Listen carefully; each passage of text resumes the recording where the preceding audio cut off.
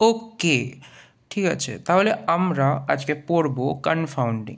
What is confounding, what is the basic concept of confounding, স্ট্যাটিস্টিক্সে কী তার significance, আমরা কেন কনফাউন্ডিং করি, আর ওটাতে কী কোয়েশ্চেন্স মানে আসে, তো that we will see. Okay, now firstly আমি কনফাউন্ডিংয়ে আসার আগে আই উইল জাস্ট সে যে মানে আমরা কনফাউন্ডিংটা পড়ছি কেন, মানে একটা রিয়েল লাইফ এক্সাম্পল সাপোজ আমরা নিই।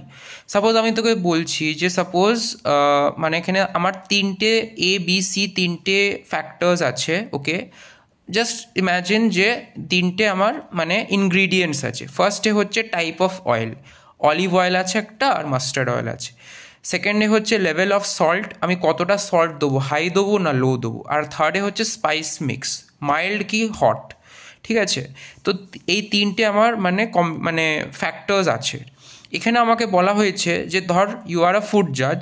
হ্যাঁ, মানে ধর তোকে একটা কোনো মানে কম্পিটিশানে তুই গেছিস যেখানে you will be testing the food. হ্যাঁ, খাবারটা টেস্ট করে তোকে বলতে হবে যে which one taste good and how. তাহলে and you want to test how different ingredients affect the taste of the dish. এখানে তো তিনটি ইনগ্রিডিয়েন্টসের এটা দেওয়া আছে, কম্বিনেশনস। তো এখানে ইউ ক্যান সি এটা তো নর্মাল একটা ব্যাপার। এখানে তাহলে কটা আছে কম্বিনেশনস, তো 2^3 8 হবে, 8টা টোটাল কম্বিনেশনস হবে। কেন হবে এটা তো অ্যাজ ইউ নো এটা একটা সিমেট্রিক্যাল ফ্যাক্টোরিয়াল এক্সপেরিমেন্টারি একটা মিমিক বলতে পারিস। কারণ দেখেন আমার তিনটে ফ্যাক্টরস আছে আর প্রত্যেকটা ফ্যাক্টরসের দুটো লেভেল আছে, তাহলে তাই জন্য 2^3 ওপরটা মানে এমনি ফর্মুলাটা হচ্ছে 2^n হয়, যে এন উপরেটা ওটা তো ফ্যাক্টরসটাকে ডিনোট করে, নাম্বার অফ ফ্যাক্টরস। এখানে তিনটে ফ্যাক্টরস বলে 3 আর প্রত্যেকটাতে দুটো করে লেভেল, এই যে দুটো, তাই জন্য 2। তাহলে 2^3 8টা কম্বিনেশনস আছে, তার মানে স্ট্যাটিস্টিক্সের ভাষা 8টা ট্রিটমেন্টস আছে। ঠিক আছে, কিন্তু সমস্যাটা হচ্ছে যে আমার এই 8টা ট্রিটমেন্টস মানে 8টা আমার কাছে তাহলে ডিশ হবে, 8টা আমি খাবার খাবো, কিন্তু আমার কাছে জাস্ট দুটো প্লেটস আছে। তাহলে আমি কিন্তু একবারে কি খেতে পারবো? আমি পারবো না, মানে আমার কাছে নাম্বার অফ প্লেটস কম আছে, লিমিটেড আছে। তাহলে সেক্ষেত্রে what should I do? Imagine testing 8 different dishes at once, but you only have 2 plates, you can't fit all the dishes. হ্যাঁ, তাহলে তখন আমি ভাববো তাহলে কী করা যায়, তখন what should I do, what do you think? তখন আমি এটা ভাববো, then you analyse the different effect that you should know as a food জাজ and omit the less importance.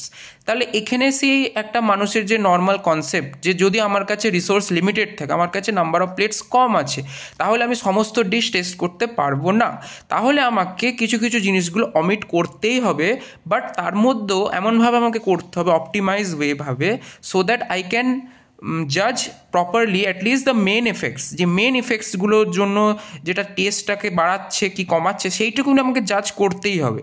আর বাকি ধর যেগুলো আননেসেসারি অ্যাডিশনাল বা হায়ার অর্ডার ইন্টারাকশানস, সেগুলো আমরা ওটাকে কম্বিনেশনসে ধরবো না, কারণ আমাদের কাছে প্লেটসের কম আছে। এইখানে ওই কনফাউন্ডিংয়ের কনসেপ্টটা এখানে আসে, যে কনফাউন্ডিং এটাই বলতে চাইছে মানুষকে যে আমার মানে যখন আমার যদি নাম্বার অফ মানে ব্লকস বা প্লেটস, এখানে তো স্ট্যাটিস্টিক্স ভাষায় ব্লকস আমার যদি কম থাকে, হ্যাঁ, আর অথচ আমার নাম্বার অফ ট্রিটমেন্টস অনেক বেশি আছে, তখন how will I do that thing? তখনই আমাকে কনফাউন্ডিংটা শেখায়, যে আমাকে এটা বলছে যে তুমি মেন এফেক্টসগুলোকে শুধু কনসিডার করো, বাকিগুলো তুমি অমিট করে দাও, হাইড করে দাও, মিক্স আপ করে দাও, হায়ার অর্ডার ইন্টারাকশানসগুলোকে মিক্স আপ করে দাও, so that you can save that resource and you can carry out the research effectively using the only main effects, analysing only the main effects. আচ্ছা, এর তো তোর I suppose এটা হয়েছে। হ্যাঁ, ঠিক আছে, নেক্সট ধর আমি এবার নেক্সট আমি এটা আসি, আমি তোকে এটা নোটসও পাঠিয়ে দেবো। এবার আমি আগের স্টেপ এটা বলেছিলাম, তাহলে কী করা যায়? এরপরে আমরা কী করবো, যে আমরা যে টোটাল যে খাবারের যে কম্বিনেশনসটা হয়েছে, হ্যাঁ, তাহলে এইগুলোর মধ্যে আমি মেন এফেক্টস কোনটা হয়েছে, তার মানে ইন্টারাকশন এফেক্টস কোনটা হয়েছে, আর একটা হচ্ছে তার প্লেট এফেক্টস কোনটা হয়েছে। এই জিনিস এটা খুব সুন্দর করে বোঝাটা ভেরি ইম্পর্টেন্ট, কারণ এটা হচ্ছে মানে এটাই হচ্ছে অ্যানালগটা বোঝাচ্ছে। মেন এফেক্টস হিসেবে দেখ এটা হতে পারে, দেখ অয়েল এফেক্ট, সল্ট এফেক্ট আর স্পাইস এফেক্ট, তিনটে এফেক্ট হতে পারে। যে বলছে how does olive oil or mustard oil make a difference in taste? Olive oil আছে, মাস্টার্ড অয়েল আছে, এটা কেমনভাবে টেস্টটা করবে। সল্ট এফেক্ট কেমনভাবে করছে, how does salt effects, does low or high salt matters, এটা একটা ব্যাপার, তাই না? ওকে, থার্ড হচ্ছে spice effect, does mild or hot spice change the flavour, এইটাও একটা ইফেক্ট। এগুলো তাহলে আমার কি হচ্ছে বলতো, এগুলো হচ্ছে these are the main effects which are clearly shown. এগুলি হচ্ছে মেন, এটার জন্যই কিন্তু আমার টেস্টটা এনহ্যান্স হচ্ছে না কি হচ্ছে, তাছাড়া অন্যান্য এফেক্টস আছে, কিন্তু এইটা হচ্ছে মেন, এটা আমাকে অ্যানালাইজ করতেই হবে। আমার যতই কম রিসোর্স থাকুক, কতই নাম্বার অফ প্লেটস কম থাকুক, I have to analyse this. সেকেন্ডে আমরা আসছি ইন্টারাকশন এফেক্টস। ইন্টারাকশন এফেক্টসে কী আসছে দেখ, ইন্টারাকশন এফেক্টসের মধ্যে ধর এ ক্রস বি, এ মানে কি ছিল, অয়েল ছিল, বি ছিল সল্ট। এখানে এটা বলতে পারি যে how does the effect of oil, একটা অয়েল কী করে সল্ট লেভেলটাকে চেঞ্জ হচ্ছে, মানে how does effect of oil change depending on salt level, ঠিক আছে। সিমিলারলি এ ক্রস সি হচ্ছে কি বলছে, যে how does oil behave differently when spices are hot or mild, ঠিক আছে। তো এই জিনিসটা একটা ইম্পর্টেন্ট, ধর বেশি মশলা দিয়েছিস তাতে তেলের কীরকমভাবে স্বাদটা ডিফার করছে, কি কম মশলা দিয়েছিস তাতে কেমনভাবে তেলের স্বাদটা ডিফার করছে, এইটা একটা এটা একটা ইন্টারাকশন এফেক্ট। থার্ড হচ্ছে ধর B cross C, salt level কীরকম করে স্পাইস টেস্ট করছে, যদি ধর আমি অনেক বেশি লঙ্কা দিয়ে দিলাম আর যদি নুনটা কম হলো তাতেও আমার খেতে ভালো লাগবে না, তাহলে একটা সল্ট লেভেলের উপর একটা ইন্টারাকশন এফেক্ট আমি জাস্ট বোঝাচ্ছি। আর A cross B cross C যেখানে সবগুলো টুগেদার আছে, এইখানে আমরা কিনা বলতে পারছি these are flavour combinations, you might care about them little bit, একটু তো আমরা ভাববই, কিন্তু your main focus is on individual ingredients, এইটা হচ্ছে আমার মেন। কারণ এইটা যদি আমার ভালো করে অ্যানালাইসিসটা না হয়, আমি যতই এটা করি আমার কোনো ফায়দা কিছু নাই, আর আমার কাছে রিসোর্স কম আছে, ওটা আমাকে মাথায় রাখতে হবে। তাই জন্য আমাকে এই ইন্টারাকশন এফেক্টসগুলোকেও একটা অমিট করার ব্যাপার থাকে। এরপরও আরও যেটা একদমই নেগলিজিবল ব্যাপার, বাট স্টিল আমরা কনসিডার করব, ধর প্লেটস ব্লকস যেটা আমরা কনসিডার করছি, একটা কোনো এক্সপেরিমেন্টাল, সাপোজ এখানে এই কেসে আগে আমি বলি, ধর সাপোজ প্লেটটা ধর যদি একটা each plate like a block in experiments may slightly affect the taste, it might be cleaner, warmer, larger etcetera. একটা খুব ভালো পরিষ্কার সুন্দর প্লেট আছে, সাদা একদম ধপধপে পরিষ্কার, ওটাতে তোর খেতে অবভিয়াসলি ভালো লাগবে খেতে। যদি ওটা ভালো খাবার হয়, যদি ভালো খাবার তেমন অতটা নাও হয়, তাও প্লেটের জন্য একটা এমনি খেতে মানুষের মন যাবে। হ্যাঁ, ধর ভালো খাবারটা হচ্ছে, অথচ প্লেটটা নোংরা, হয়তো নোংরা, মেবি ডার্ক ইন কালার, কি ডাস্ট হচ্ছে, সেখানে তোর অতটা খেতে ভালো লাগবে না। তো এইটা একটা কিন্তু হালকা ইফেক্ট কাজ করছে, that is only called as the plate or the block. এখানে রেসপেক্টে প্লেট বললাম, ব্লক যখন একটা এক্সপেরিমেন্টাল ফিল্ডে যাবো, হোমোজেনিটি হেট্রোজেনেটিক কন্ডিশনসগুলো, ফিল্ডের ফার্টিলিটি গ্রেডিয়েন্ট, হ্যানা ত্যানা এইসব জিনিসগুলো থাকে। হ্যাঁ, যেটা হচ্ছে তোর অ্যাপ্লিকেশানসে আমরা কনসিডার করি, অ্যাপ্লিকেশানসের আমরা এরার ফাইন্ড আউট করি। ট্রিটমেন্টের সাথে কোনো সঙ্গই নাই। আমি প্লেটে মানে আমি ধর কম মানে আমি যাই মশলা দিই বা যাই আমি কি ইউজ করি, প্লেটটা খারাপ হচ্ছে, তাতে আমার খেতে ভালো লাগবে না, ওটা একটা সাইকোলজিক্যাল ফ্যাক্টরস চলে আছে, but it is a very minimalistic effect. এটার জন্য আমরা এটাকে ইগনোর করবই। তাহলে আমরা এখান থেকে এটা ভাবলাম যে এই তিনটে যে ইফেক্ট হলো, একটা হচ্ছে যে মেন এফেক্ট একটা যেটা হলো, হ্যাঁ, একটা যে ইন্টারাকশন এফেক্ট হলো, আর একটা হচ্ছে যে ব্লকের যে ইফেক্ট হলো, এর মধ্যে আমরা শুধু মেন এফেক্টটাকে ম্যাক্সিমাম প্রায়োরিটিতে রাখবো, বাকি দুটোকে আমি অমিট করার চেষ্টা করবো। এখানেই কনসেপ্ট অফ কনফাউন্ডিংটা আছে। এখানে আমি let's see what I have written. Suppose এটা তাহলে কি হলো, এটা তাহলে বুঝলো তো, তাহলে এখানে কি বলতে, so you hide or mix up some ingredient interactions with the plate interactions. Say B cross C, that is salt and spice with plate. This means you design the serving so that the salt spice combination is always linked to a certain plate. এখানে কি বলতে চাইছি দেখ, এখানে আমি এটা বলতে চাইছি যে আমি এই ইন্টারাকশনস এফেক্ট যেটা আছে আর ব্লক এফেক্ট আছে, এই দুটোকে আমি একটা ম্যাচ করে একটা হাইড করে দেবো, কি মিক্স করে দেবো, কি অমিট করে দেবো, কি ইগনোর করে দেবো, in order to make sure যে আমার কাছে শুধুমাত্র মেন এফেক্টসেরই আমার শুধু ওই জায়গাটা ফাঁকা থাকে, আমার কাছে দুটোই প্লেট আছে, এটা আমাকে মাথায় রাখতে হবে। এই কারণের জন্য আমাকে ইন্টারাকশন এফেক্টস আর ব্লক এফেক্টসের আমাকে অমিট করতে, তাই জন্য বলেছে you hide or mix up some ingredient interactions with the plate interactions. আমি একটা এক্সাম্পল ধরো, সব বি ক্রস সি, যেটা সল্ট লেভেল আর স্পাইস লেভেল, এটার সাথে আমি একটা প্লেটের কম্বিনেশনটাকে আমি একটা মানে ক্লাব করে ওইটাকে আমি কনফাউন্ড করছি, হাইড করছি, মিক্স করছি, ইগনোর করে দিচ্ছি। আমি এটা ভাবতে পারি, ধর আমি কোনো একটা প্লেট নিয়েছি, সেটাতে ধর ওটা একটা কালো টাইপের ডার্ক কালারের প্লেট, আর ওটার সাথে আমি যদি একটা কোনো মানে একটু স্পাইসি টাইপের খাবার দিই, হ্যাঁ, তাতে একটা আলাদা টাইপের একটা ইফেক্ট দেখা যাবে, ঠিক আছে। মানে আমি এটা ভাবতে পারি, ধর ওই কালারটা অতটা ভিজিবল হবে না, মানে ধর একটু লাল লাল টাইপের খাবার, ভালো একটু মানে স্পাইসি দেখতে, যদি প্লেটটা ডার্ক কালারের হয়, তুই কি ভালো ভিজিবল পাবি, তুই ভালো কন্ট্রাস্ট পাবি না, হ্যাঁ, তাহলে ওইটা একটা ইফেক্টটা একটা ক্লাব করে আমি ওটাকে ইগনোর করে দিলাম, এইটাই ওখানে বলছে। তো this means you design the serving so that salt spice combination is always linked with a certain plate. এইটা হচ্ছে একটা মেন কনসেপ্ট, ঠিক আছে। এরপর এখানে তুই দেখ নাও, এবার এখানে এরপর একটা জিনিস এসে আছে, আর পর বলছে যে তাহলে এতদূর আমি এটাই বুঝলাম না, তাহলে আমরা মেন এফেক্টটাকে শুধু কনসিডার করবো আর ইন্টারাকশন এফেক্ট আর ব্লক এফেক্টটাকে ইগনোর করবো। এক্ষেত্রে আমি এটা কনসিডার করছি যে সল্ট আর স্পাইস আর plate effect. Suppose I have consider যে একটা প্লেটটা কালো প্লেট আর একটা হচ্ছে স্পাইসি আর খাবার আছে, কিন্তু যেহেতু কালো প্লেট সেই হিসেবে আমি ওটা ভালো বুঝতে পারবো না, বা স্পাইসিটা মানে আমার সেন্সারি পারসেপশনটা ভালো হবে না। তো এই দুটো একটা ক্লাব করে আমি ওটা ইগনোর করলাম, ওই দুটো এফেক্টকে ইগনোর করলাম, ঠিক আছে। এখানে আমি লিখেছি now if the dish tastes different on that plate you won't know was it because of salt and spice together or because of the plate effect. এটা খুব ইম্পর্টেন্ট একটা কনসেপ্ট। ধর তুই ওই থালাটাই খাচ্ছিস, ঠিক আছে, এবার তুই এটা বুঝতে পারছিস না যে প্লেটটা বাজে দেখতে বলে আমার ভালো লাগছে না খেতে, না অ্যাকচুয়ালি খাবারটার মধ্যে হয়তো স্পাইসটাই কম হয়েছে। কেন হচ্ছে? কারণ ওই দুটো ইফেক্টটা আমি মার্জ করে দিয়েছি, কনফাউন্ড করে দিয়েছি, মিক্স আপ করে দিয়েছি, তাই জন্য বলছি that is confounding. The two things are mixed and you can't separate them anymore. That is the main concept over here. You have lost information which effect is being used. মানে আমার কি খাবার টেস্টটা কার জন্য এফেক্ট হচ্ছে? Plate এফেক্টের জন্য effect হচ্ছে, না আমার ওই মশলার জন্য এফেক্ট হচ্ছে? এই কারণের জন্যই আমরা যেই এফেক্টগুলো কমা বেশি অতটা প্রায়োরিটাইজ নয়, সেইগুলি আমি কনফাউন্ড করছি। প্রথম কথা, কনফাউন্ড করছি এই কারণে কারণ আমার কাছে রিসোর্স কম আছে। এবার আমার কাছে যদি টাকা কম থাকে তাহলে আমাকে সেই ওয়াইজ ওরকমভাবেই করতে হবে, সব জায়গায় এরকমই ব্যাপার। কিন্তু আমাকে তাহলে ইম্পর্টেন্ট কাজটাকে করতে হবে। আমি যদি টাকা না থাকে আমি গাড়ি কিনলে হবে? হবে না। আমাকে মিনিমাম কাজটা, একটা মিনিমাম জিনিসটা করতে হবে। তেমনভাবেই আমার কাছে কিন্তু নাম্বার অফ প্লেটস কম আছে, তাহলে আমি যেই ছোটোখাটো এই যে এফেক্টস রিসোর্সগুলো, এই যে এগুলো যে এফেক্টসগুলো যেগুলো হচ্ছে সেগুলো আমাকে ইগনোর করবোই, নাহলে আমার মেন এফেক্ট আমি হ্যাম্পার করবো না। এই কিন্তু যেটা আমি ইগনোর করে দিলাম, যেটা কনফাউন্ড করে দিলাম, সেইটা কিন্তু আমি আর কোনোদিনও মানে ডিস্টিংগুইশ করতে পারি। তাই নিয়ে লিখেছে this two things are mixed and you can't separate them anymore. এটা একটা ইম্পর্টেন্ট পয়েন্ট। তুই বুঝতে পারবি না যে যেই জিনিসটা you have lost that information. ওই পার্টিকুলার তুই সেন্সটা হারিয়ে ফেলেছিস যে ওই পার্টিকুলার খাবারটা কিসের জন্য খারাপ টেস্ট করছে, স্পাইসেসের জন্য না প্লেট এফেক্টসের জন্য।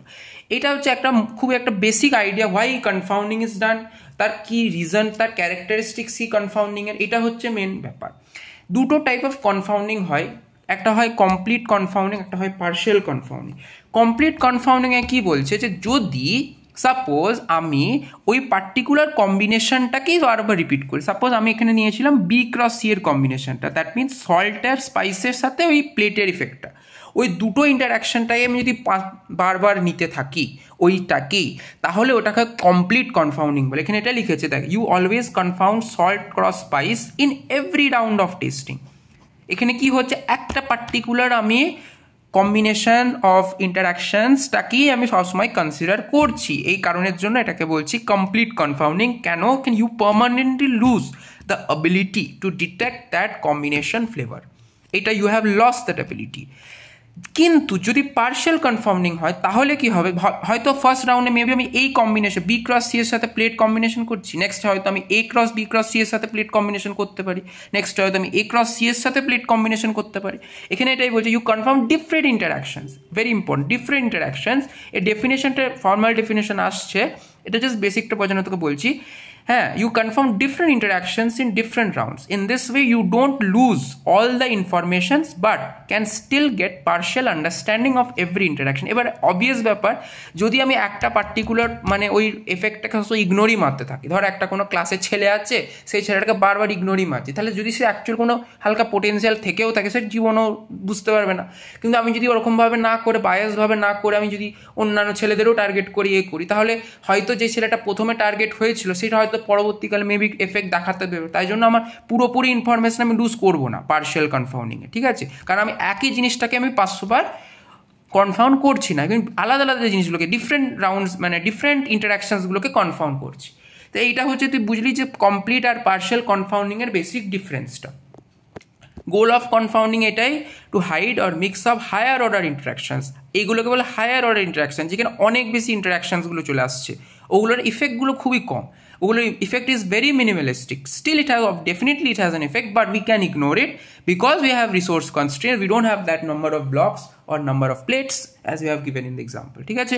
তাই জন্য to hide or mix of higher order interactions that are less important. Standard definition টা I am just reading out. পরীক্ষার খাতায় এটা লিখবি, ওয়ার্ড টু ওয়ার্ড চেঞ্জ করবি না। এটা হচ্ছে একটা প্রপার বইয়ের লেখা, এটা আমিও মুখস্থভাবে লিখেছিলাম। কনফাউন্ডিংয়ের কি বলছে, the process of reducing the block size by taking one or more interactions contrast identical with the block contrast is known as confounding. কি বুঝলাম, the process of reducing the block size by taking one or more interaction contrasts. এখানে block size মানেটা হচ্ছে আমার কাছে কম number of plate ছিল, আমার actual plate 8টা লাগতো, আমার কাছে 2টোই প্লেট ছিল, তাহলে আমাকে কমাতেই হবে। তাই নিয়ে বলছে এখানে reducing the block size by taking one or more interaction contrast identical with the block contrast. Contrast মানে হচ্ছে ইফেক্টস, কন্ট্রাস্ট মানে হচ্ছে ইফেক্টস, ইন্টারাকশন কন্ট্রাস্ট মানে হচ্ছে ইন্টারাকশন ইফেক্টস, আর ব্লক কন্ট্রাস্ট মানে হচ্ছে প্লেট ইফেক্টস। এই দুটোকে আমি ক্লাব করে যেটা একটা আমি কনফাউন্ড করলাম সেটাকেই বলছে কনফাউন্ডিং। ঠিক আছে, the process of reducing the block size by taking one or more interaction contrast identical with the block contrast, club করতে পারি, identical particular identical is known as confounding. Next হচ্ছে when there are two or more replications, if the same set of interactions are confounded in all the replications, confounding is said to be complete. And if a different set of interactions are confounded in different replications, confounding is said to be partial. এটা একটা important, what is the difference between complete and partial, এটাও ডেফিনেশনে লিখতে পারিস। ঠিক আছে, এখানে বুঝে নিলে I hope I don't need to explain it again. Same when there are two or more replications, হ্যাঁ এইটা আমি তোকে বলছি, ধর এরকম টাইপের ব্যাপারটা, যদি ধর R1 আর তারপর 3টে রেপ্লিকেশনস আছে, ঠিক আছে, সাপোজ এই ABC যে ইন্টারাকশনটাকে আমি 3বারই কনফাউন্ড করেছি, তাহলে ওটাকে কমপ্লিট কনফাউন্ডিং বলবো।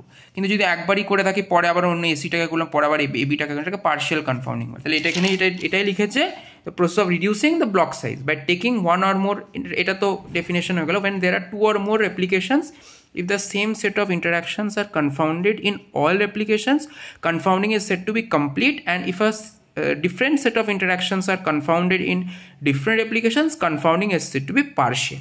ঠিক আছে, এই জিনিসটা বুঝে গিয়ে এবার লাস্ট পার্টে আমরা চলে আসি যে কি মানে কেমন কোয়েশ্চেনটা কি আসতে পারে।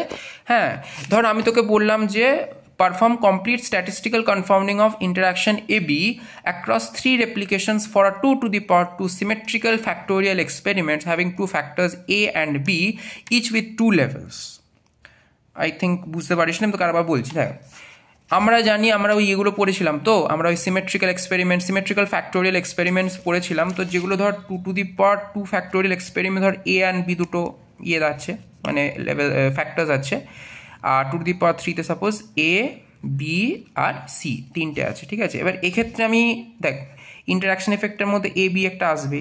এবার এখানে এটা বলেছে এই পার্টিকুলার কোয়েশ্চেনটাতে যে 2 to the power 2 symmetrical factorial এক্সপেরিমেন্টসে, হ্যাঁ, আমাকে A আর B দুটো ফ্যাক্টর যেটাতে আছে, সেখানে এই যে AB যে ইন্টারাকশন আছে এটা আমাকে কনফাউন্ড করতে হবে। কীরকম কনফাউন্ড করতে হবে?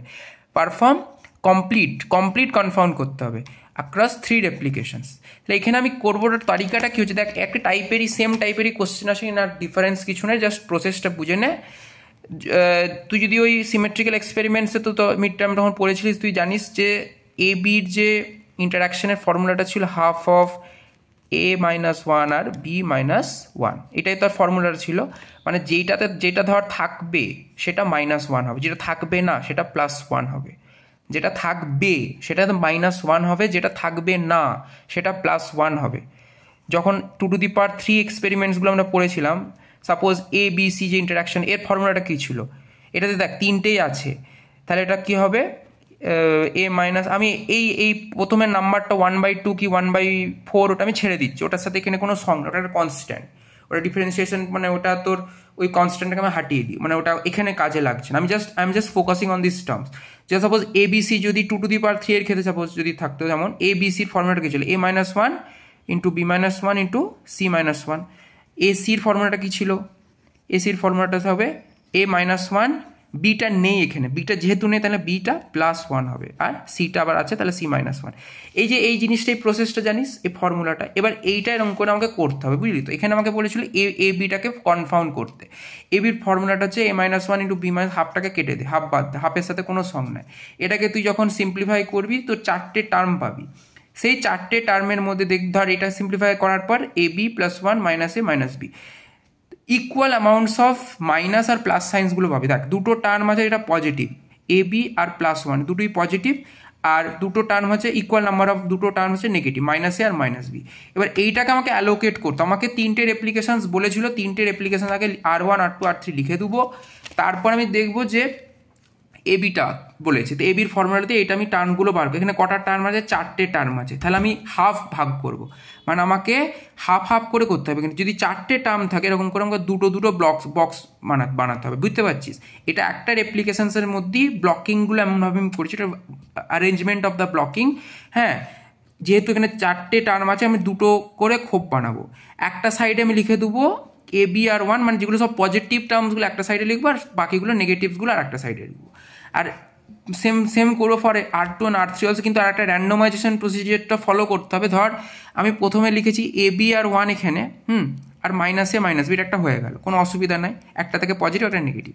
সেকেন্ডটাতে দেখ উপরে 1 লিখেছি আর নিচে এবি লিখেছি, সেম করিনি, একটু চেঞ্জ করেছি, র্যান্ডমাইজেশন করেছি। এখানেও স্যার মাইনাস বিটা উপরে লিখেছি, মাইনাস এটা নিচে লিখেছি।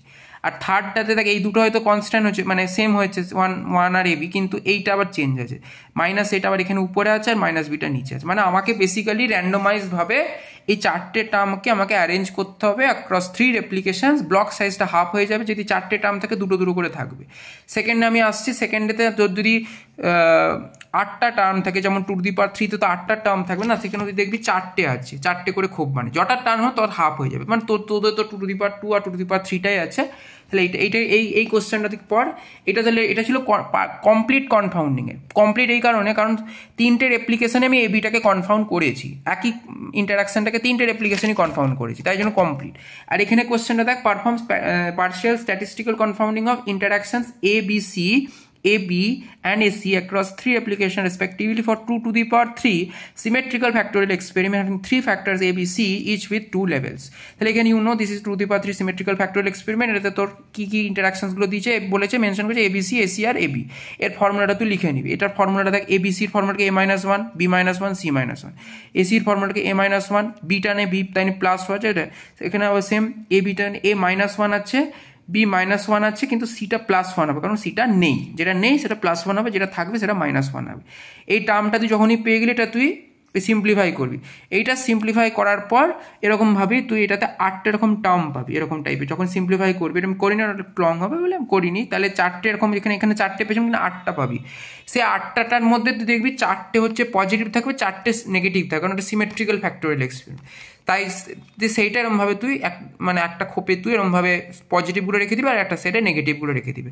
এখানে কিন্তু ABCটা সব রেপ্লিকেশনে করার দরকার, কারণ পার্সিয়াল বলেছে। তাহলে R1-এ তুই ABCটাকে করবি রেসপেক্টিভলি বলেছিল, হ্যাঁ এখানে বলেছিল রেসপেক্টিভলি, মানে ABCটাকে আমি R1-এ করবো, AC-টাকে R2-তে করবো, আর AB-টাকে R3-তে করবো। তাহলে ABCটাকে যখন R2-তে করবো, ABC বলছি, AC-টাকে যখন কনফাউন্ড করবো, ACর এই ফর্মুলাটা মানে সিম্পলিফাই করার পর আমার 8টা টার্ম পাবো।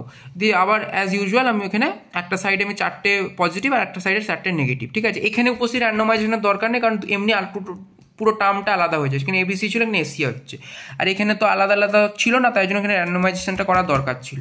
সিমিলারলি লাস্টে AB-টা এরমভাবে আমাকে কনফাউন্ড করতে হবে। তাহলে এইটা হচ্ছে একটা এক্সাম্পল অফ পার্শিয়াল কনফাউন্ডিং। এই দুটো কোশ্চেন তোর পরীক্ষা আসতে পারে কনফাউন্ডিংয়ের, এটা হচ্ছে খুব মানে এটাই কোশ্চেন আসে। আর তুই বাকি ডেফিনেশনটা এইটা মুখস্থ করে নিবি, প্রসেস বুঝে গেছিস কিরকম করে কনফাউন্ডিং হয়। I hope it is clear to you now. Next পরেরটা পড়ছি।